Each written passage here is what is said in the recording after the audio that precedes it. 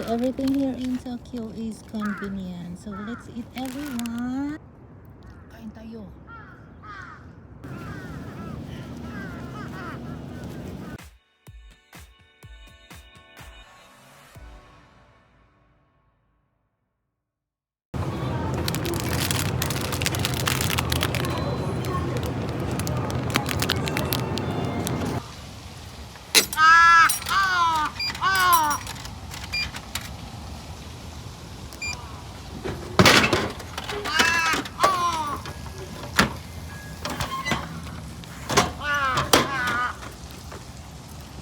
Bili ako ng Indomie coffee. Hi everyone, it's me again, Ellen Dash over there. So welcome to another day, another vlog, another walking exercise. So nakabili na po pala akong pagkain doon sa Lawson. So ngayon, dito ako mag-exercise at dito din ako kakain sa napakasimple kong pagkain ko. Kasi it's a Japanese food.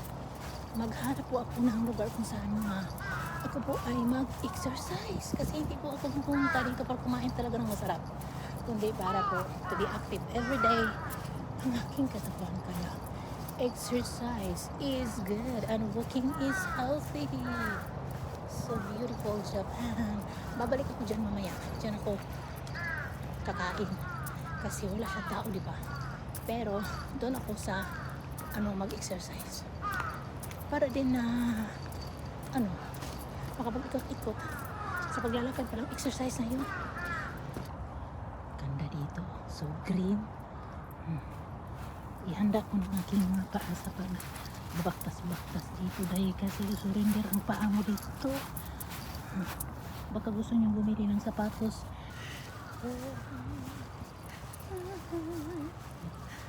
Relax ka lang dito, tapos magsasalita ang isa dito na parang buang, parang baliw, diba? So doon ako sa lugar kung saan walang tao kasi takot ako sa tao. So yung ganda ng aura mo, tapos ganito lang pala yung trabaho mo, maglalakad-lakad lang sa park. So ganito po kasi yun. Dati pa aura-aura lang ako dito. Nung nalaman ko na ganito pala mamuhay sa ibang bansa, mangot-kot kas ulo daki, oy. Na na na na na na na na. Uwak. Hi, uwak. Oh, saan ka? Nag-hi na nga lang ako. Aalis ka. Kumusta ko kayo, mga best friend ko? Doon ako mag-exercise. Kung saan doon ako komportabling mag-exercise, aking exercise. Pwede na rin dito, no? Kasi maganda din view, eh. Dito na ako. May gagawin ako dito mga palaro-laro, pambansang laro ng Pinas na walang kwenta.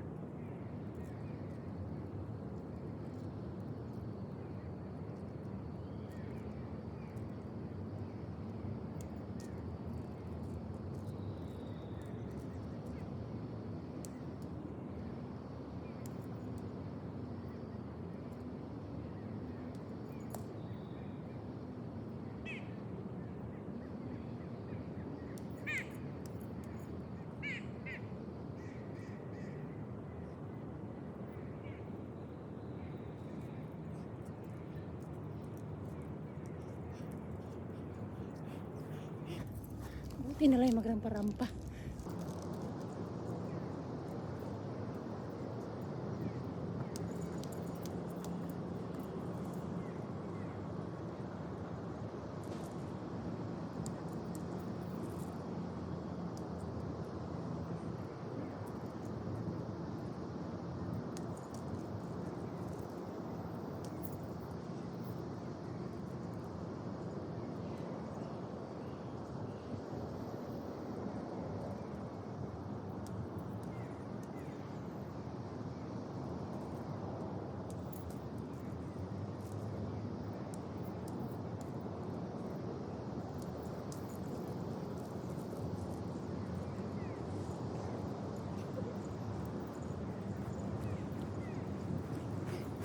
Nagpawisan ako sa aking pambansang laro. Akong lumipad-lipad dyan ang Uwaka. Maganda dito na sa green. So dito ako po pwesto. May something hindi mainit dito. So dito ako. Huwag naman masyado sa ilalim ng kahoy, baka ako po anuhan ng ipon. Dito pa maganda dito.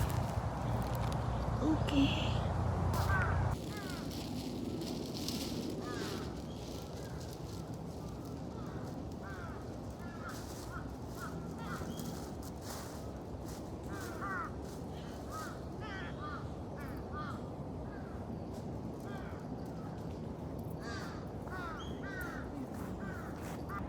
Nabili ko kanina apple juice. At ito yung nabili ko sa Lawson.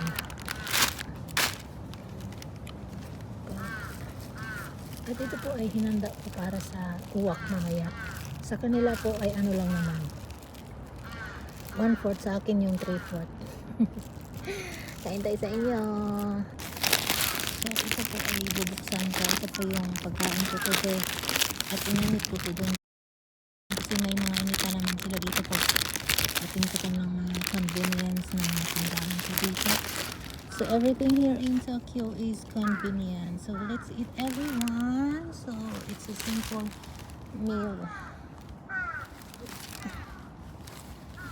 Okay, Japanese foods and drinks. Let's eat.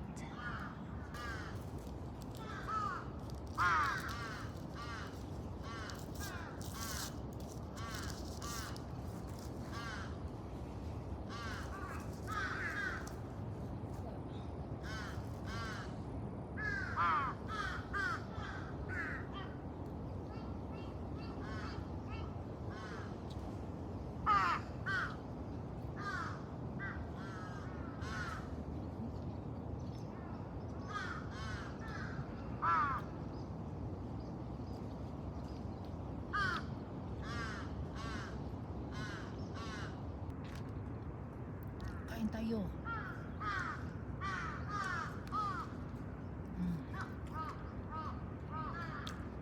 Ang sarap talaga ng rice sa Lawson. Yun ang ano talaga sa kanila ba? Ang sarap ng kanilang mga pagkain. Kain tayo sa inyong lahat. Ang sarap. So ito po yung ginagawa ko dati talaga. Yung nasa kalagitnaan pa talaga ako ng recovery ba. Ngayon na tingnan po, lagi na ako sa bahay. Ngayon hindi maganda. Lalo akong nakakasakit, tapos mahina yung katawan ko. So we need to do something exercise. Ang ganda dito, no? So green. Pag utom naman, yun. Ang ganda ng mga kulay ng dahon.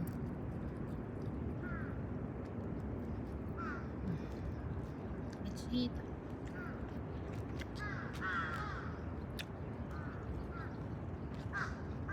Sarap. Ang sarap ng kanilang rice. So nagdala ko ng kanin. Bumili pala doon sa Lawson kasi sabi ng asawa ko, bakit daw hindi ako magdala ng pagkain? Nandyan lang daw yung Lawson sa gilid ng kalsada bago pumasok dito. Sa isip ko kasi kung bibili ako, lagi ba akong bumibili, tapos yung asawa ko nagkumakain, ayoko nang ganun. Sabi niya, magkano lang naman yun? So ngayon, sabi niya parang hindi ko daw tinatangkilik yung pagkain nila dito.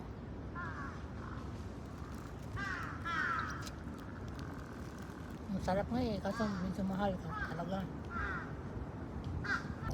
Tapos ito ano to? Bibili sana ako ng ano, prutas pero wala, hindi na kasi may mga prutas ako sa bahay.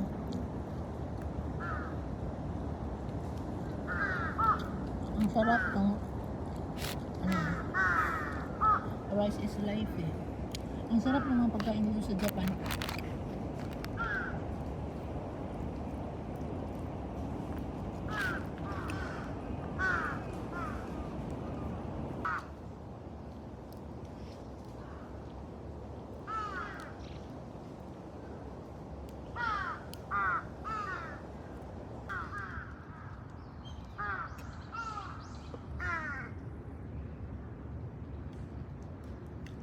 Ang ganda ng pwesto ko dito. Tapos walang mag-istorbo. Pero pag Sunday ito at Sabado, ang daming tao dito. Tapos mamaya, uuwi ako sa bahay. Maglalakad ulit. Tapos sabi ng aking asawa, mag-taxi daw ako. May exercise bang mag-taxi?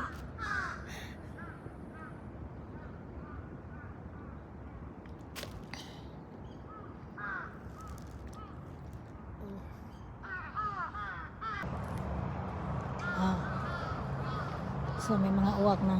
Tingnan nyo. Papakainin ko muna yan sila.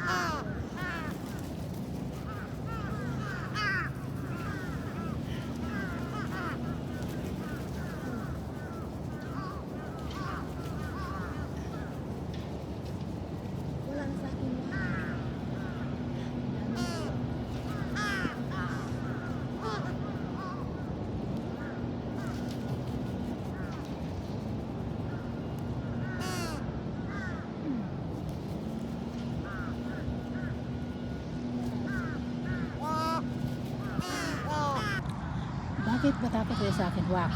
Kamukha lang naman tayo mga uwaka mo. Ganun lang dapat ang buhay. Mag-exercise ng konti. Kumain ng masarap. Pagkatapos, maglaro ka ng walang kwentang laro mo. Exercise na yon. At syempre, nag-video-video na ako. Kaya, vlog na. So, ganun lang. Appreciate little things in life. Ay, naka-English. So, anyway, no. Inaano ko lang yung araw ko dito. So, to be alive, a lively vlog. Hindi naman talaga lively eh. Boring. So, anyway, tapos na po ang aking ano dito sa park. Ako po ay uuwi na po sa bahay dahil hindi po ako taga-park. Maraming salamat po pala sa inyong panonood at saka sa suporta. Mag-ingat po kayong lahat. At makita-kits pa rin tayo sa susunod kong mga videos, vlogs, cooking videos, eating videos, and more. But for now, babush!